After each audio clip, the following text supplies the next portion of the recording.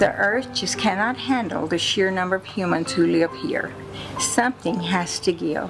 And I believe that it's up to us who have lived a good life to make sure that our children will have the opportunity to live good lives too. I have lived a good life. I have lived a good life. I have lived a good life. I have lived a good life. We've been talking about Agenda 21 on this program for some time now, and I always say it sounds like something, a spoof out of an Austin Powers movie, not something real, but it is a real project of the United Nations, and a scary one at that. It's led to this book, Agenda 21 by Glenn Beck. It is a fiction book, but it is based in fact. Glenn Beck joins us now from his studios in Dallas, Texas. Glenn, you've probably done more on this to bring it to the light of a sizable audience than anybody I know. What first sparked your interest in Agenda 21? I felt exactly like you did. When you first heard it, you were like, come on, that's conspiracy. Because, I mean, who names something Agenda 21? I mean, when I flew into the Seattle airport one night, and the Department of Homeland Security actually paints their helicopters, I'm not kidding, black. And I'm like, come on, guys. Really, you've got actual black helicopters. So I didn't believe it. And we started doing our research, and it's so overwhelmingly out in the open, you can't believe that nobody else is looking. And so we talked about it when I was on Fox. And Harriet Park is one of the women who was watching our show. And I said, we have to get this out in every format we can, because who's going to read 2,000 pages from the UN? And so she actually started writing this book, and we put it together and finished it to try to get it out to as many people as we possibly can, because it is truly terrifying, truly terrifying.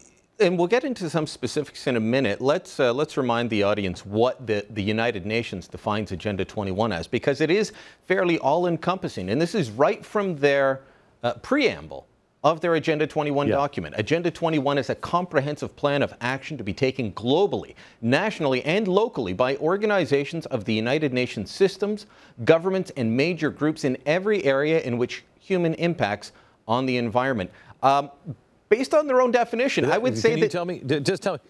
Tell me, Brian, what on God's green earth do humans not impact? That statement, that last sentence is so critical for people to understand. That means every aspect of your life, from start to finish, everything you impact the environment on. And as you read through the document, and you're right, it is long, it is boring, it is tedious, but it's important for somebody to know and then to spread it out there. They've got a chapter on education that talks about finding ways to make the populace know that this is the way that we need to be going and prepare them to accept the decisions of the leaders. And I found similar things on the federal government of Canada's own website, similar statements. In fact, here's an interesting thing I did. I did a Google advanced search of Agenda 21 and sustainable development, those terms, versus free market and free enterprise. Guess what shows up more? So this stuff is everywhere. What's the most bothersome to you? To me, it is that the United Nations is doing an end run around national governments and working directly with local governments to push this. Bingo. It's exactly what I was going to say. That this is, I mean, they are working with our national governments, gangbusters. And in the United States, it was George H.W. Bush, not the last one, but George H.W. Bush that brought this into our system nationally. He started when he gave the speech, we have an opportunity now for a new world order. That raised the hair on my neck when he said that. But this is exactly what he meant. He started implementing Agenda 21 into our federal bureaucracy. But what's more hair-raising, and also the positive of this, is that it is in all of our local governments. I don't care how small of a town you live in. If you go and you look for Agenda 21 in your town, you'll find it. Okay, but here's the problem. Everywhere. Here's the problem that people find, and this is why I appreciate what you did on the website that you've got to go with the book is that you said you might not find the words Agenda 21, but you'll find these buzzwords. Sustainable development is the main one. What else should people be looking out for if they want to know if this plan to, I mean, let's talk about what Agenda 21 does. They want to reshape consumption patterns, meaning they want to change what we eat, what we buy, what we use, how we use it. They want to change how we live. They want us living like you used to in New York, in big, tall high-rises, and forget about a little acreage outside the city. Yeah, you won't be able to. It's all about sustainable development, sustainable projects, sustainable earth, anything that revolves around, believe it or not, like bike pathways, cities that they want to get rid of the cars. New York is doing a big thing right now where they're just eliminating lanes one by one on the street until eventually you just won't have a car anymore. You look for things on protected areas and new zoning laws. They're going into farming communities and they're changing the zoning. And you won't even know it until you go sell your farm. But they will say, you know what, this is no longer zoned for farming. Once you sell, it will no longer be zoned for farming, let's say half of your acreage, because of it's a wetland or it's this land or it's a wilderness area. Where I live in eastern Ontario, up the Ottawa Valley, the bobolink is not a natural bird. It's an invasive species. And farmers are prohibited from cutting their own hay if there's bobolinks nesting in there. They've been told, no, you just got to leave the crop. There's a bird in there. Do you know what they're saying is an unsustainable human activity? This will blow your mind. Tillage. Tillage, as in plowing the fields? Plowing the fields.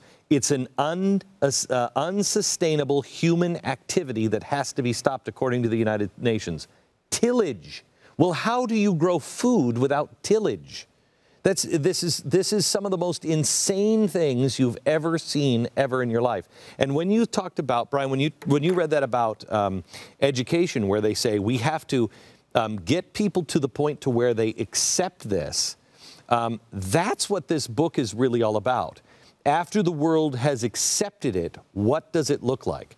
There is no private ownership after Agenda 21. Private ownership is unsustainable. There is no private land.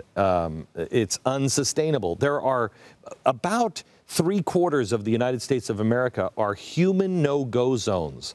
Look up the maps on the UN website. The rewilding. It's insane. Okay. You're not allowed as a human to go on there to protect the animals. And so they're moving all of the people into the cities, where they can control and we'll live the way they tell us to live. The days of having a farm, the days of having a little bit of land outside of the city, those days are numbered if we don't stop Agenda 21. Because you mentioned the family farm, I'll leave you with this, then we'll go to break and come back and talk more about the book. Another crazy thing from where I live, they've actually told people that have family farms outside of the city, you can't cut off an acre to build a house for your kids for when they grow up. You're just not allowed to do it because we don't want more houses in rural areas. They say it's to protect the farmland, but it's also to stop people from using their own land. Glenn, exactly right. Let's come back in a minute and get into what the future looks like, the bleak future that you and Harriet Parks have predicted with Agenda 21. Stick around, more to come.